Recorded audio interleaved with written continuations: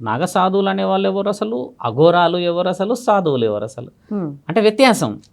ఒక అఖాడాలు అనేది నిర్ణయం ఏంటంటే, అఖాడా అంటే ఏంటంటే ఒక సంస్థ, 4 విభాగాలలో ఇంకా ఉపవిభాగాలు ఉంటాయి.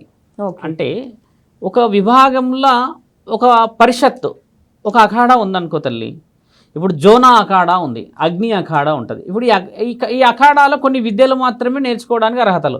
అలా మొత్తం మన దగ్గర ఇప్పుడు 15 అఖాడాలు ఉన్నాయమ్మా.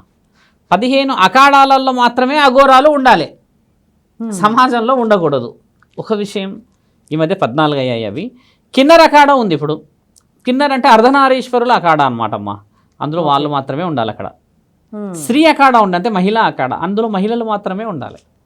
దిగంబర అఖాడా ఉన్నది, అందులో పురుషులు దుస్తులు లేకుండా దిగంబరంగా ఒక్కొక్కరు 6, 7, 8 ఫీట్లు ఉంటారు హైట్.